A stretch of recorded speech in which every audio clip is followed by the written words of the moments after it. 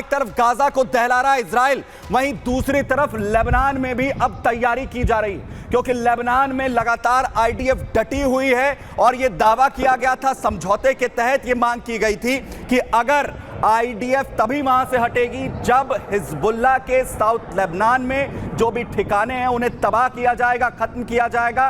और अब इसे लेकर इजराइल की नजरें टेढ़ी होती हुई नजर आ रही।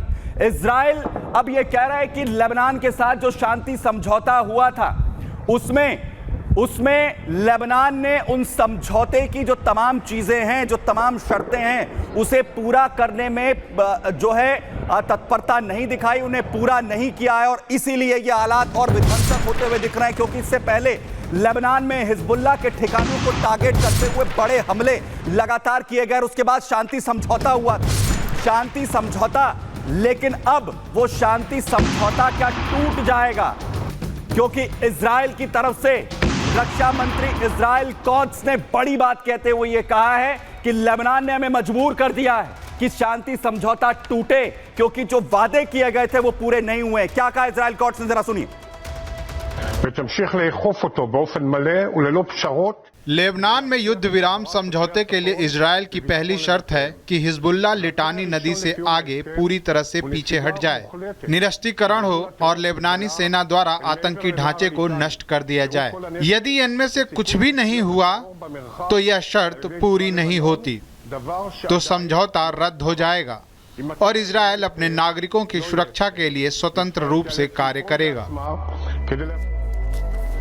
तो इस वक्त इजराइल आग बबूला है। जिस तरीके से लेबनान के अंदर लगातार कोशिशें हो रही हैं हिजबुल्लाह को एक बार फिर से पनाह देने की, और बड़ी बात यहां पर इजराइल की तरफ से कही गई है और चुनौती साफ तौर पर दी गई है, धमकाते हुए लेबनान को इजराइल की ओर से यह बड़ी चेतावनी दरअसल दी गई है। इजरायली रक्षा मंत्री इजराइल कोत्स, जिनकी तरफ से लेबनान को धमकी दरअसल दी गई और कहा कि युद्ध विराम की शर्तों पर खरा नहीं उतरा है लेबनान। जो शर्तें लगाई गई थी, लितानी नदी से पीछे हिजबुल्लाह के लड़ाके नहीं हटे, वो अभी भी डटे हुए हैं लितानी से आगे।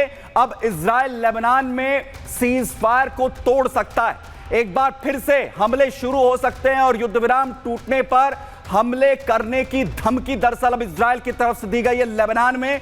कोत्स के बयान से लेबनान में एक बार फिर से हड़कंप मचता हुआ दिख रहा है।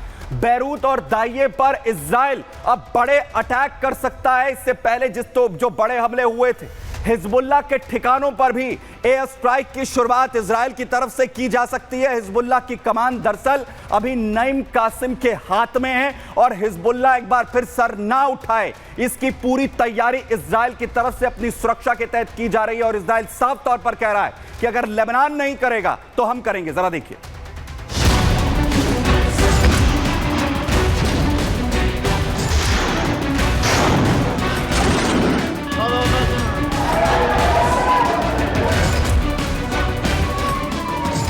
क्या इजराइल एक बार फिर लेबनान पर खतरनाक हवाई हमले करने जा रहा है?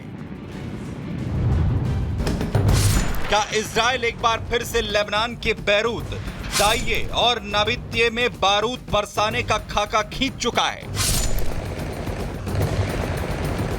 क्या लेबनानी आतंकी संगठन हिजबुल्लाह फिर कांपने वाला है? क्या इजराइल और लेबनान के बीच युद्ध विराम टूट जाएगा?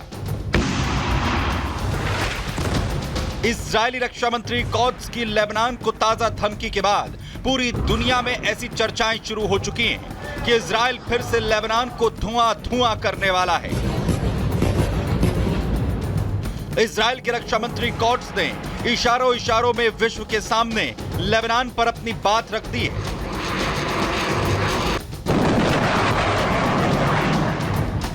इजराइल का दो टूक कहना है कि युद्ध विराम की शर्तों पर लेबनान खरा नहीं उतरा। इजरायली लेबनानी सीमा पर लितानी नदी के नजदीक अभी भी हिजबुल्लाह के लड़ाके मौजूद हैं, जो पीछे हटे नहीं हैं।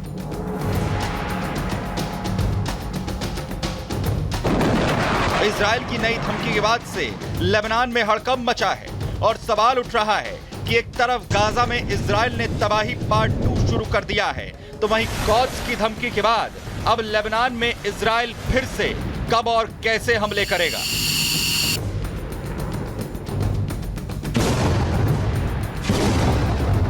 तो इजराइल के लगातार गाजा में बड़े हमले हो रहे हैं, लेबनान की तैयारी की जा रही है और ईरान ने अपनी तैयारी सुरक्षा को लेकर की जा रही है। दरअसल दावा यह किया जा रहा है कि ईरान की तरफ से अपनी जो युद्ध की तैयारी है उसकी शुरुआत यहां पर कर दी गई है और नई वॉर एक्सरसाइज, क्योंकि इजराइल अब मिडिल ईस्ट के अंदर आखिरी जंग की तैयारी इस वक्त करता हुआ नजर आ रहा है। और कैसे युद्ध की तैयारी ईरान की तरफ से की जा रही है, इसे नाम दिया जा रहा है वॉर एक्सरसाइज को ग्रेट प्रॉफिट 19, जिसमें अपनी युद्ध की तैयारी इस वक्त जो ईरान है वो करता हुआ दिख रहा है और एक पूरी तरह से चक्रव्यूह रचने की कोशिश इस वक्त की जा रही है ईरान की तरफ से। लेकिन बड़ी बात यह है कि आखिर क्या जो इजराइल है वो ईरान के इस चक्रव्यूह में फंसेगा और आखिर क्या तैयारी कर रहा है ईरान इजराइल के खिलाफ, आखिर क्या तैयारी है उसकी अपनी प्रॉक्सीज को साथ लाकर। दरअसल ईरान अब लगातार एक तरफ वॉर एक्सरसाइज कर रहा है, वॉर एक्सरसाइज उसकी तरफ से बढ़ा दी गई है। इजराइल के खिलाफ चुपचाप युद्ध की तैयारी ईरान की तरफ से हो रही है। हुती को भी लगातार मदद पहुंचा रहा है ईरान। हुती विद्रोही एक के बाद एक बड़े हमले कर रहे हैं इजराइल पर और हुती को पैसा और हथियार मुहैया करवा रहा है ईरान। वहीं लेबनान में हिजबुल्लाह को फिर से खड़ा करने के लिए मदद पहुंचाई जा रही है, जिसके खिलाफ तैयारी एक तरफ इजराइल कर रहा है।